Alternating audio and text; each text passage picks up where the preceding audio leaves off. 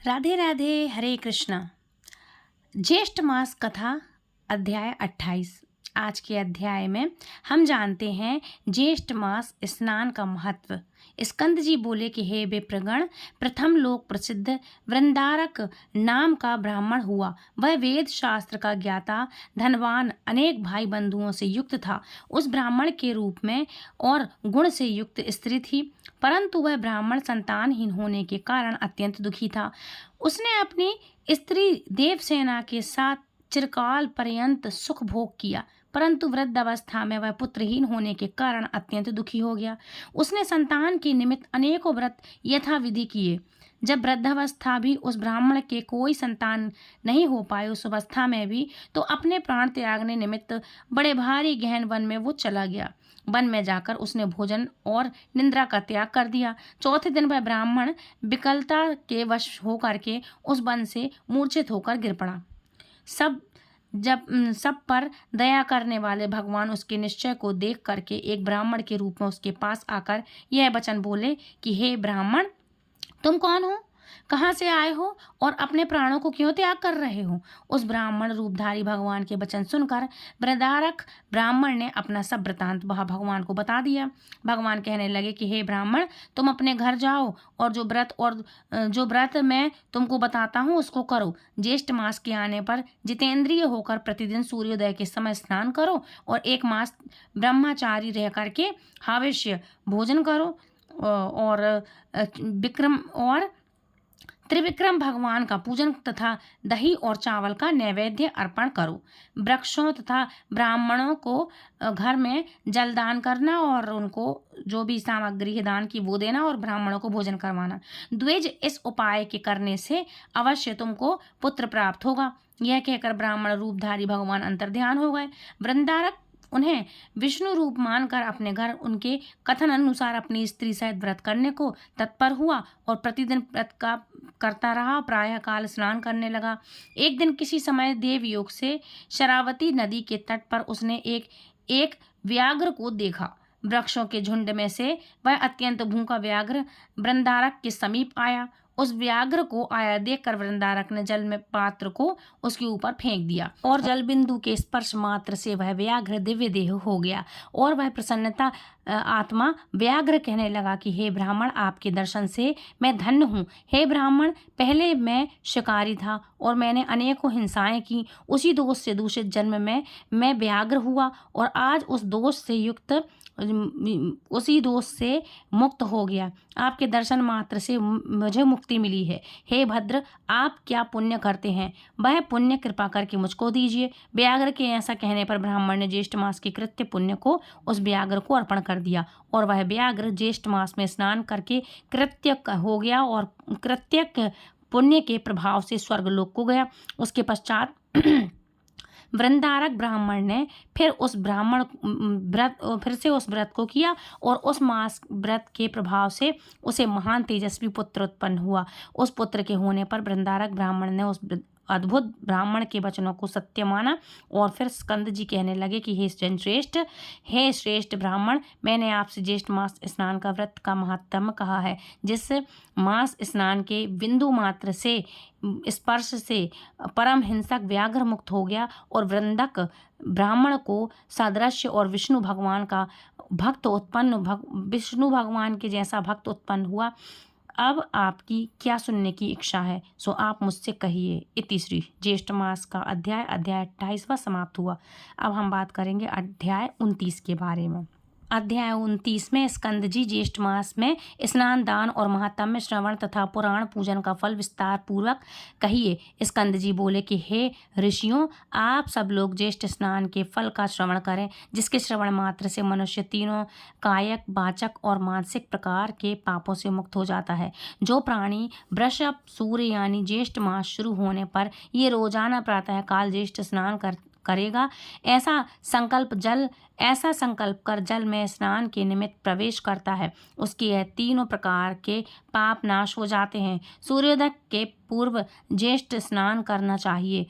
क्योंकि ज्येष्ठ मास में सूर्योदय से लेकर आधा पहर पर्यंत तक जहाँ कहीं भी जल है उसमें गंगादि सभी तीर्थवास करते हैं, इसलिए सूर्योदय से लेकर आधा पहर के पूर्व स्नान कर लेना चाहिए। आधा पहर के पश्चात स्नान करने से वे तीर्थ श्राप देते हैं, इसलिए ज्येष्ठ मास में श्रेष्ठ जनों को स्नान करना चाहिए। ईर्षा, धन, लोभ, सेवा, हठ और लोकापात निमित्त, स्वेच्छा, भय, पाखंड, सुख, लिप्सा आदि किसी भी उपाय से ज्येष्ठ स्नान करना चाहिए, परंतु कलयुग में पाप अधिक होने के कारण ज्येष्ठ स्नान अति दुर्लभ होगा।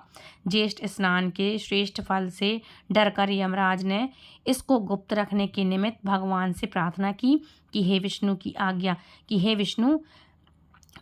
आज्ञा से इसको गुप्त रखा है और इस ज्येष्ठ मास में स्वल्प कर्म करने वालों को विघ्न प्राप्त होते हैं। इतनी कथा सुनकर ऋषि बोले कि हे स्कंद जी, यमराज ने इस मास महात्म्य को गुप्त क्यों रखा और ज्येष्ठ में पुण्य कर्म करने वालों के कार्य में विघ्न क्यों करते हैं? हे स्कंद जी, हमारी यह सभी चीज़ें सुनने की इच्छा है, सो आप हमसे कहिए। स्कंद जी बोले कि इस विषय में मैं तुमसे एक इतिहास कहता हूँ जिसके श्रवण मात्र से तुम्हारे सब संदेह दूर हो जाएंगे।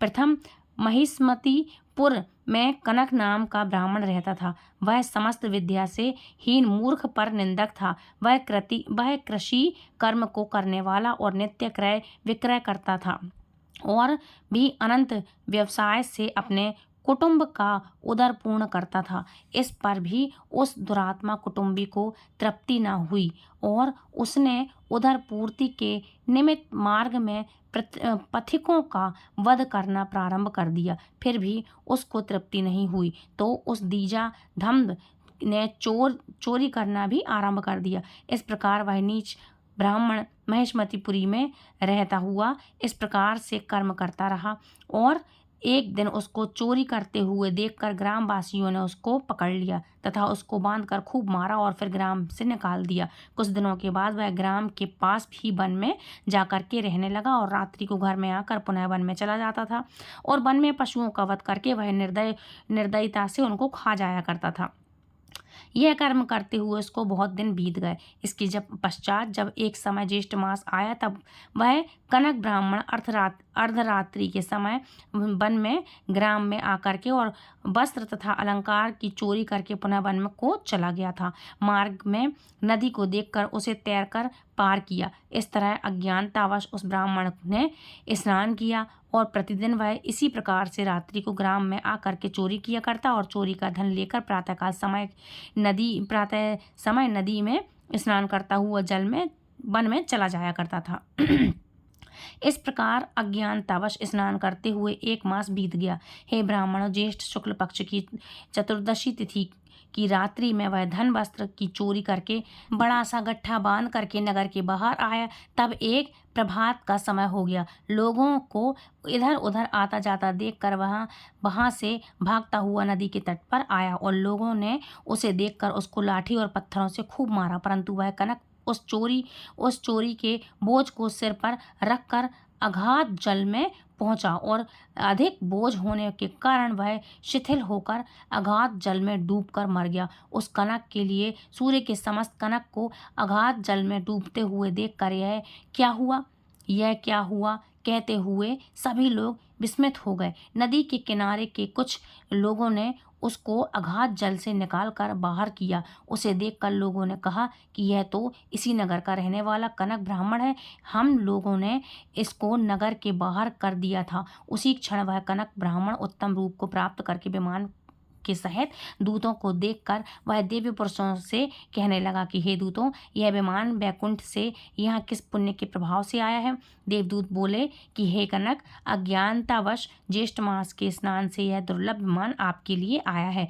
यह सुनकर कनक ब्राह्मण विमान पर बैठकर विष्णु लोक को चला गया। वहां पर विष्णु भगवान के समान रूप को प्राप्त हुआ और तब यमराज इस समाचार को सुनकर अत्यंत दुखी हुए और जगतपति विष्णु भगवान से प्रार्थना करके ज्येष्ठ मास महात्म्य को गुप्त रखवा दिया। और ब्राह्मणों, इस ज्येष्ठ मास में स्नान का महात्म्य फल देने वाला है और इस महात्म्य का फल मैंने आप लोगों को कहा। इति श्री ज्येष्ठ मास का अध्याय 29वां समाप्त हुआ। अब हम अध्याय 30 की अंतिम कथा करेंगे ज्येष्ठ मास की। अध्याय 30 में स्कंद जी कहने लगे कि हे ऋषियों, जो फल ज्येष्ठ मास के महात्म्य को श्रवण करने से प्राप्त होता है वह तुमसे मैं कहता हूँ, और वह फल 100 यज्ञों के करने से भी नहीं मिलता। समस्त दान देने के, समस्त तीर्थों में स्नान करने और जब तप यज्ञ जो भी फल मिलता है वही ज्येष्ठ मास के महात्म्य को सुनने से मिलता है। समस्त महात्म्य में श्रवण करने से मनुष्य पुनर्जन्म का भागी नहीं होता। संपूर्ण अथवा आधा, आधे का भी आधा, उससे भी आधा, चतुर्मास का आधा, एक अध्याय आधा अध्याय या श्लोक, आधा श्लोक भी जो भी मनुष्य श्रद्धा से श्रवण करता है उसको अनंत पुण्य प्राप्त होता है। हे द्विज, लोगों स्वल्प पुण्यवान पुरुषों के पुण्य कार्य में अनेकों विघ्न पड़ते हैं। अतः विघ्न शांति के लिए मनुष्य को पुण्य करना चाहिए।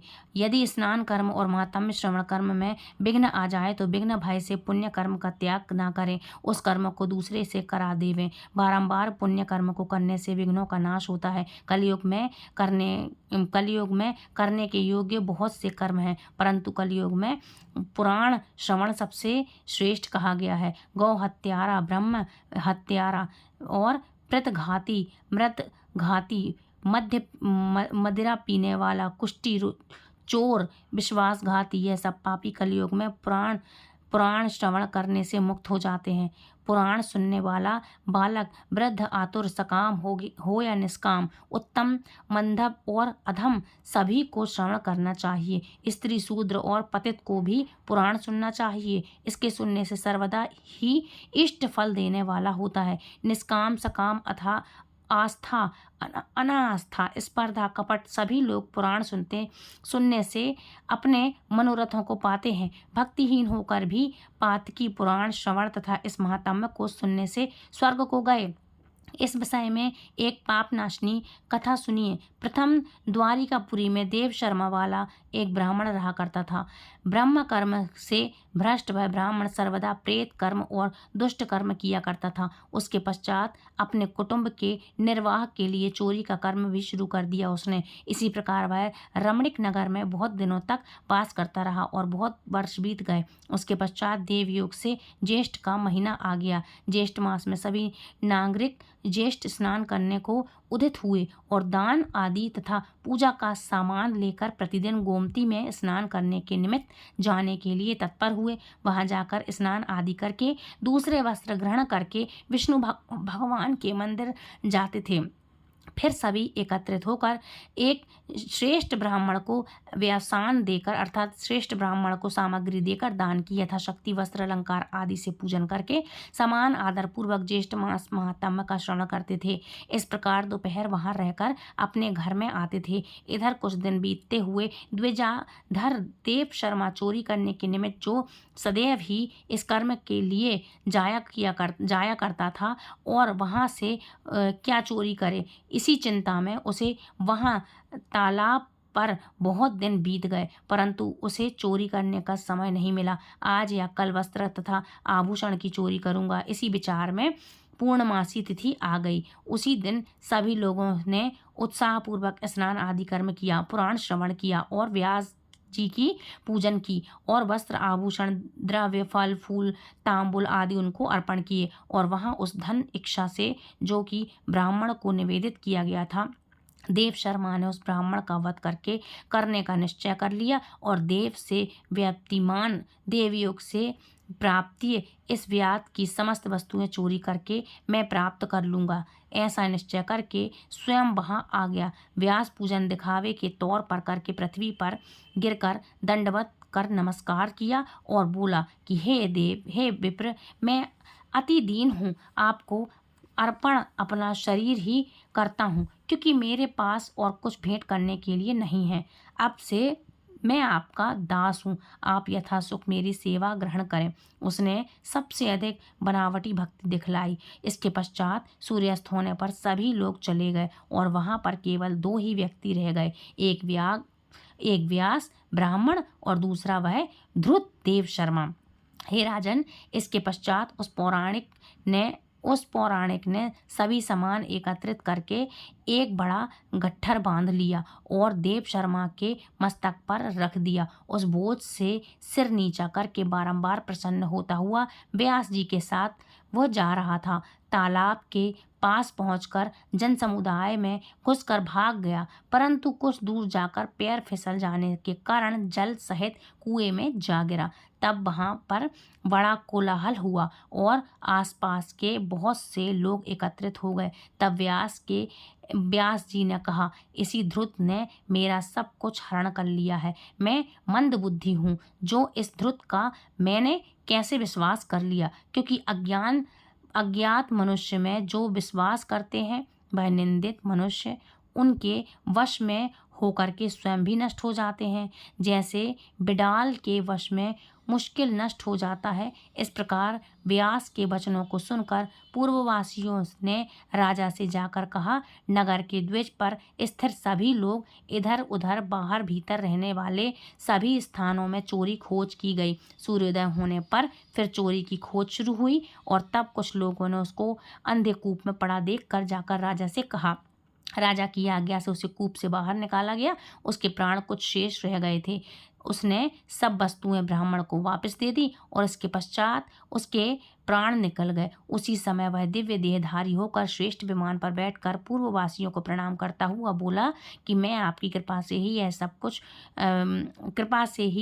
कुछ आपको प्राप्त हुआ। तब सभी ने विस्मित होकर ज्येष्ठ मास महात्म्य की प्रशंसा की तथा उन पूर्ववासियों के मुख से ज्येष्ठ मास महात्म्य सुनकर श्रद्धाहीन होने पर भी वह वैकुंठ लोक को गया। स्कंद जी बोले कि हे ब्राह्मणों, यह मैंने तुमसे विस्तार पूर्वक पुराण तथा अभ्युत पार्थक की महत्ता कहा है, परंतु जो भक्ति भाव से ज्येष्ठ मास का महात्म्य श्रवण करते हैं उनके श्रेष्ठ भाग्य को तो कहना ही क्या। जो लोग मोहवश अपनी भक्ति शक्ति के अनुसार व्यास यानी कि कथावाचक का पूजन नहीं करते, वे दरिद्र तथा रोग से युक्त होते हैं। इसमें संशय नहीं है। जो मनुष्य पुराण का श्रवण नहीं करते तथा रात्रि विक्रम भगवान का पूजन नहीं करते या दर्शन नहीं करते हैं, गूंगा बहरा तथा पंगु होते हैं, इसमें संशय नहीं है। इस प्रकार स्कंद जी के मुख से ज्येष्ठ मास का महात्म्य सुनकर सब ब्राह्मण नंदनवन